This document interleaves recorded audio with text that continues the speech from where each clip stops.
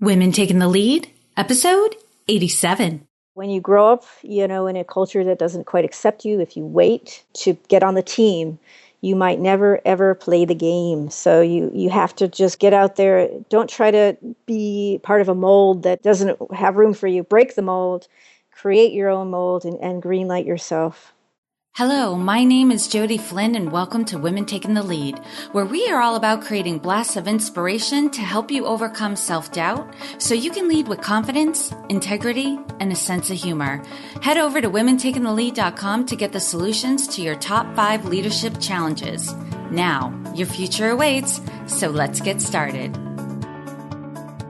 Hello, everyone, and thank you for joining us today. I'm here with Sara Millman, who is an independent filmmaker and writer whose work has been screened and distributed on 5 continents.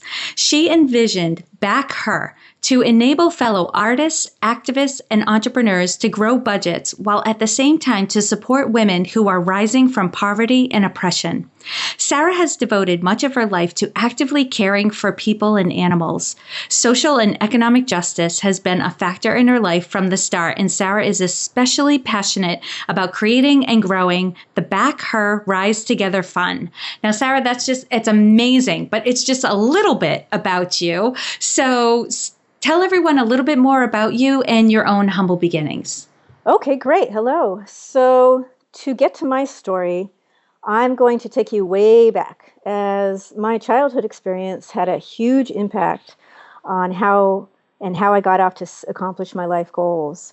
My mom was from Baghdad, Iraq, and my family had to flee for safety. She grew up in London and immigrated to America when she was 16, and then I was eventually born in New York. As a child, my parents moved me to the South, and that had a huge impact on me. People seemed to find all kinds of reasons all of a sudden to have a huge problem with me, whether it was ethnicity, religion, economic status, or the fact that I didn't fit into the image of what a girl was supposed to be like in those days.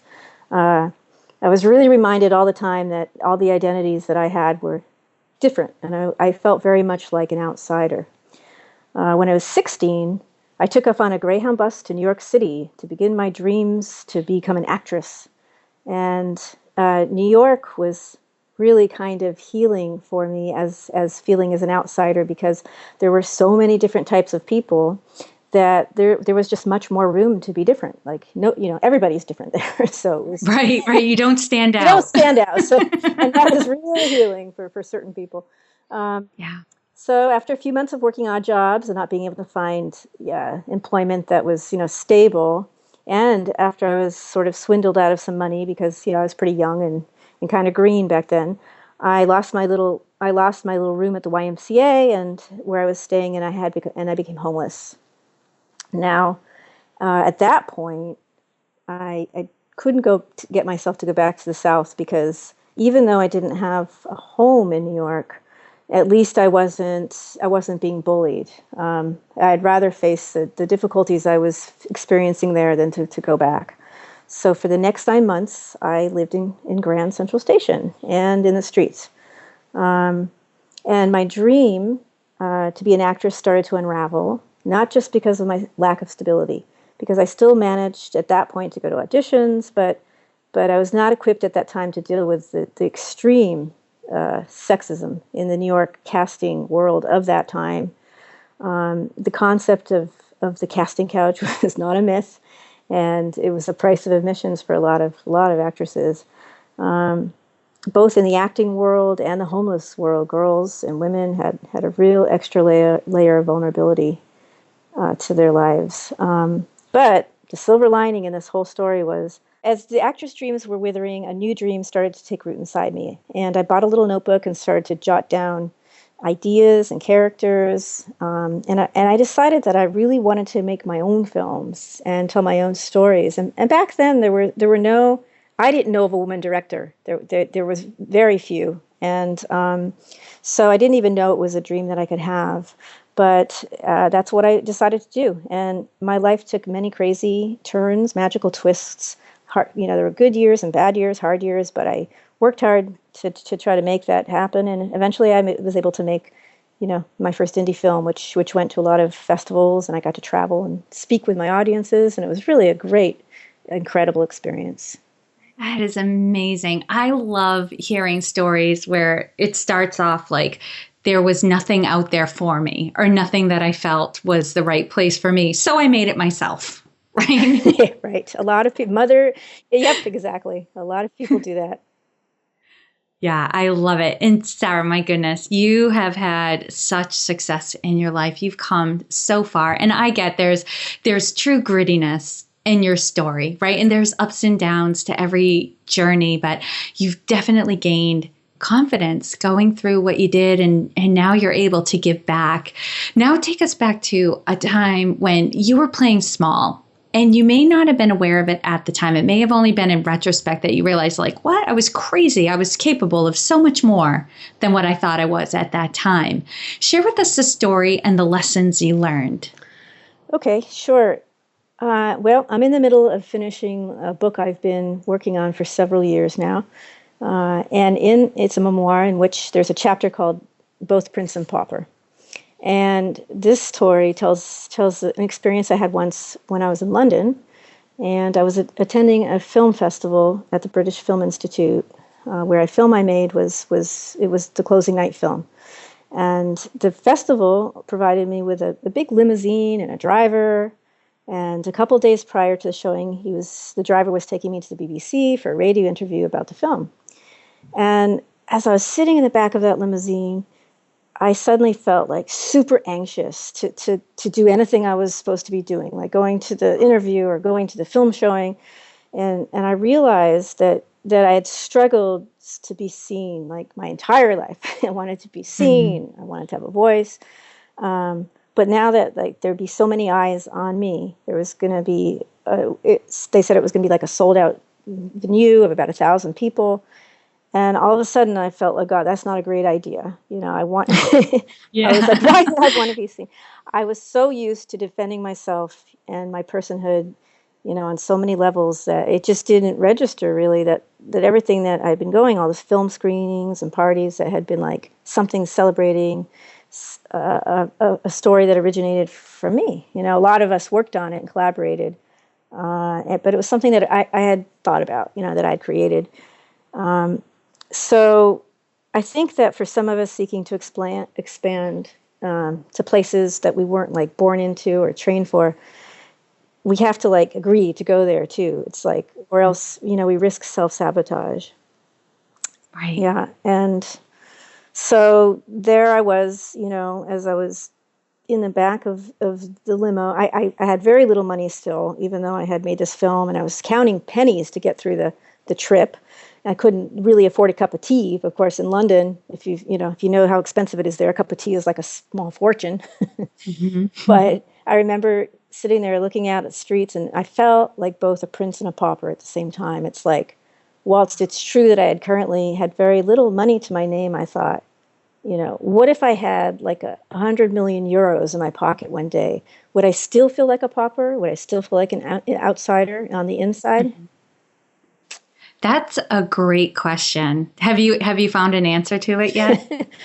Well, when I look at myself and talk to other people about their stories, I think that in time we usually get a lot more comfortable with ourselves, and usually it's never going to be perfect. And I think I'll always have some moments of doubts, but no, I'm feeling pretty good these days because I'm, yeah, I've been on that path to really get to know myself and to find my value. So. And that's huge. And I really love how what you were speaking to, Sara, is how a lot of us have that fear of success, right? We want success so badly, but it's all wrapped around our identity. And that's exactly what you said was, like I was going to have to like be something different. Right. To really embrace all of these accolades and what was coming at me, but I didn't know like who I was at that point. Yeah. Yeah. Right. Was having a hard time taking it all in, because when we become successful, we actually have to be a bigger version of ourselves, not something different from ourselves. right? But actually be who we really are. And Right. who we really are is worthy of all of that attention, all of those accolades. So that's a really great question to really be working through. Yes, exactly. And also how we define success. That changes over the years too. How we Hmm. grow into knowing that success can mean a whole lot more on a deeper level or maybe a more spiritual level than just the idea of what success might mean in society or material success or ego success. Right. Getting to that deeper meaning of what brings me fulfillment and satisfaction, that's success. Right. Exactly. Huge.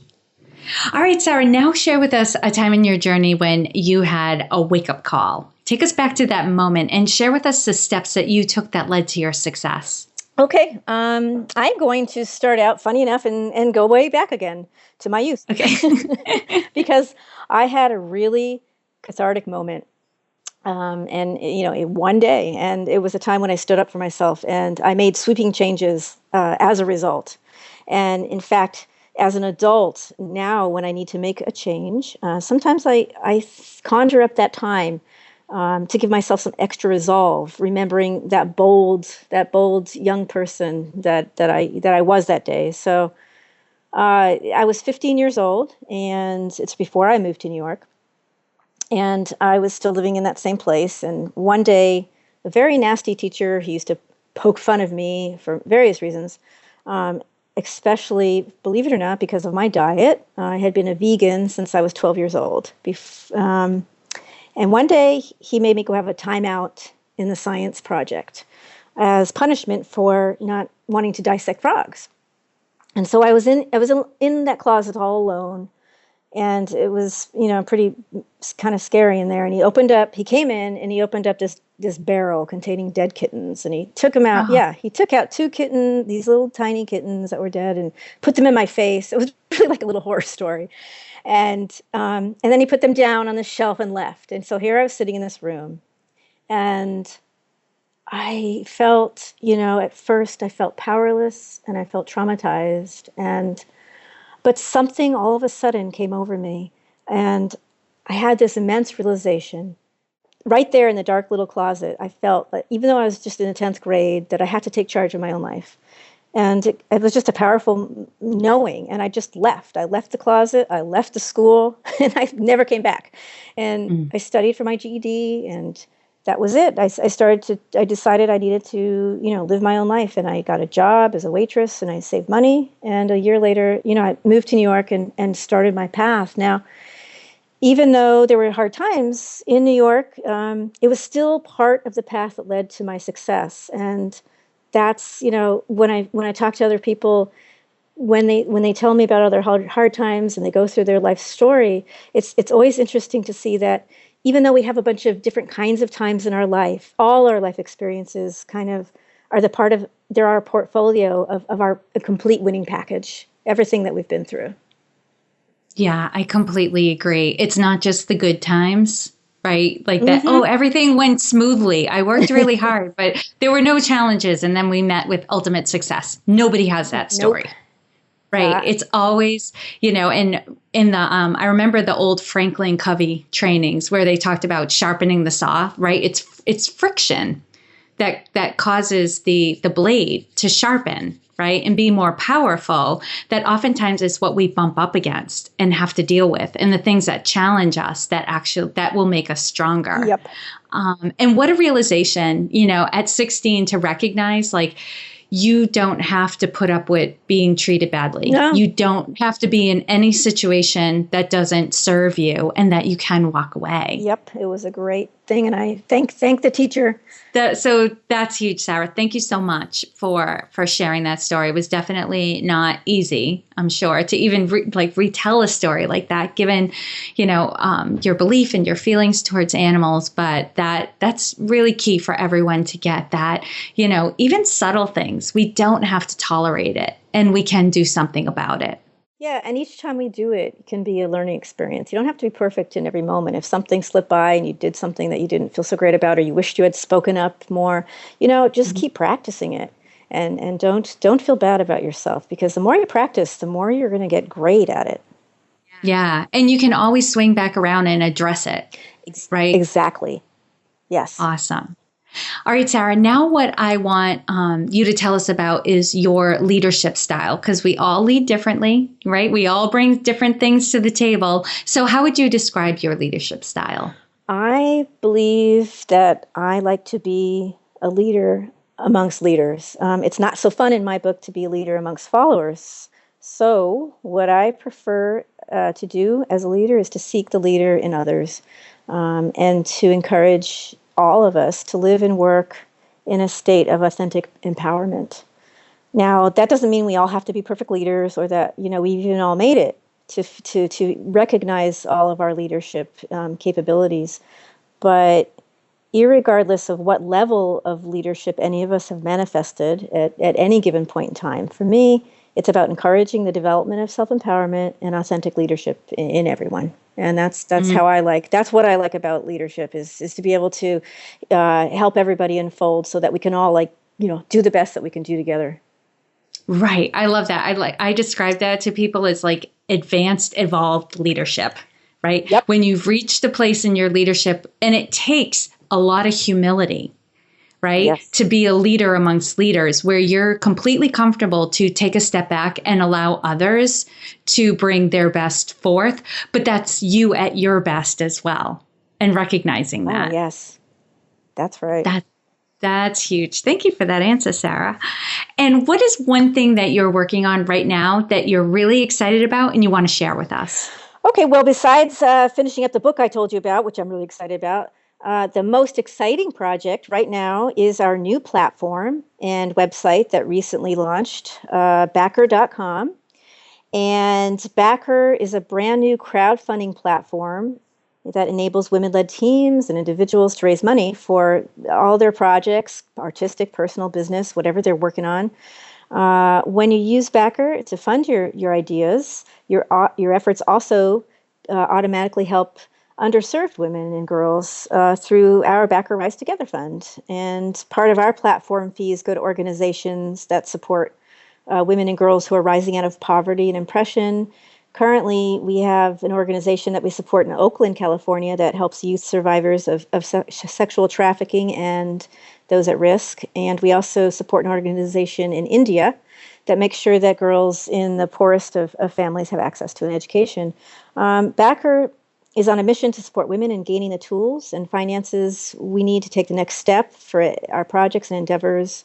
And we're pretty passionate about making this thing work and being able to help all of us realize our dreams.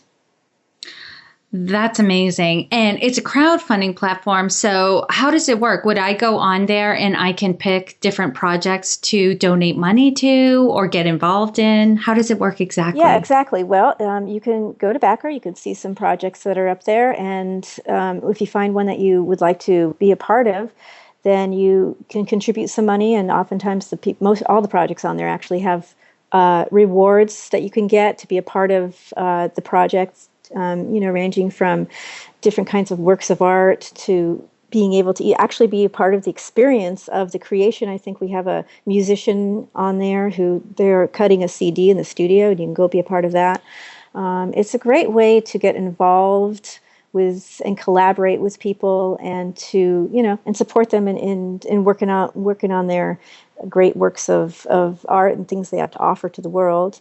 And also, if you're a person working on a project and wanting to take that next step in either a business that you already have, or you're starting something new, or even if you have some kind of charity type mission that you're involved in, you're welcome to put your own project up on backHer and raise the funds that you're looking for. Oh, very cool. Thank you for bringing the other side of it into it too. Mm-hmm. That's exciting. Yeah. All right, Sarah, now I'm going to do a quick leadership roundup. So tell us, what is one practice you have that helps to make you a better leader? The practice that I would say would be that of compassion, putting heart before ego whenever possible. That's not always easy, especially for some of us. I'm a Leo dragon, so remembering to practicing putting my heart, before that ego, becoming more aware of the interactions I have with each person every day, as well as, to all living beings, and knowing that each of us deserves, to be treated with respect, practicing empathetic listening, and just kind of developing all around mindfulness that allows me to expand, to live and lead, with a heightened sense of integrity and commitment to the success of us all. And how do you bring that awareness in, right? Because all of that, and you really underscored it, requires awareness, right? We have to remember. Yep. For me, the key is to always think about things from not just the perspective of your own mind. There's a lot of different types of people. We all come from different families and various cultures, and we can't just be stuck in our own brains thinking that the world is exactly how we see it. So being able to really listen deeply to people and what they have to say, and not just rush to judgment, or rush to think that we know the answers or the solutions or how everything should go. So really being a good listener and taking the time to see everybody as a person of value. That's how I think, and just to have that mindfulness and not just rush through your day trying to make the reality the way you think it should always be. Yeah. And I think one thing that helps me on occasion is to look back at my day and just think about it. That can help remind me for the next day. Like if I'm mindful about, all right, where did I really bring it forth today? And where did I fall down? Okay. Like now, tomorrow, let's start over, hit the reset button and try again. So that's huge. Definitely reflecting on what has taken place so that we can get back in there and keep improving ourselves. And what is one book that you would recommend to a woman to help her develop her leadership? Okay, the book, I have to be honest about, the last few years have been so busy raising my kid and writing my own book and launching a company that reading a full-size book is something I haven't been able to do. I read bite-sized articles on the internet, but I do want to say that I listen to TED Talks a lot. And I often listen to women leaders on TED Talks, and you can listen on either the app or just go out right on the internet and listen to a TED Talk. And there's two in particular I'd like to point out. One was by Dame Stephanie Shirley, who escaped the Nazi invasion in World War II. And she ended up in England, where she started a company of women freelance programmers, one of the first of women in tech. And she started the company with £6 and turned it over into over 3 billion pounds. She just did a talk a few months ago, which can still be heard up on TED Talks, and she's just amazing to listen to, very inspirational. And another one to look out for would be by Verna Myers, who discusses biases and diversity, and how to develop a more diverse way of approaching your workplace and your life. Anyone who's developing leadership qualities, I think it's of utmost importance to develop an understanding and awareness of our own biases. And what advice would you give your younger self? 2 words. Two words, which is green light yourself. When you grow up, in a culture that doesn't quite accept you, if you wait to get on the team, you might never, ever play the game. So you have to just green light yourself and get out there. Don't try to be part of a mold that doesn't have room for you. Break the mold, create your own mold, and green light yourself. And that's certainly what you've done, which is really great. Now, Sara, share with us a success quote or a mantra and why it has meaning for you. Okay. This has a little bit of a story too. When I was about 19 or 20, I lived in Los Angeles and worked as a personal assistant, which took me on a lot of driving missions. And one day, I picked up my boss's guest, take them to a big ceremony, and that guest turned out to be the Archbishop Desmond Tutu. And I didn't really know him at the time, that much about him back then, but as we were sitting in the car, he was sitting in the front seat next to me, and we were like battling that LA traffic to get to this big thing. He was asking me all kinds of questions about myself. And at the end, he said, Well, Sarah, if you manage to stay on your path in life, you'll always be at the perfect place. So those words have echoed in through me throughout my life and has sort of been, I'd call it a mantra because, my path to success was definitely not a straight trajectory. I had to climb many different mountains and, times still do. So when I have a steep climb, I remember Mr. Tutu's words that I'm in the perfect place right now. And this reminds me that success can be something we work towards, but as a destination, the end goal of success is something that's a small path. It's a small part of the journey. It's all the many moments in our lives that matter. It's not to deny that we might have to change where we are, or we might really need to change where we are, but if that's the case, to be compassionate and loving towards ourselves right in this very moment. So that's what Mr. Tutu's words of wisdom meant to me, and that's what I think about whenever I need to be more mindful and be in the present. Let's let that sink in one more time. Can you say that for us again? If you manage to stay on your path in life, you will always be at the perfect place. I love that. Okay. And lastly, what is the best way for this community to connect with you, Sara? You can connect with me on Twitter at FilmWorks7. That's FilmWorks7. But also the best way to connect with me would be to go directly to our website, backHer.com. And there you can just use the contact form and say that you want to get a hold of me, and I'll be right back at you. Awesome.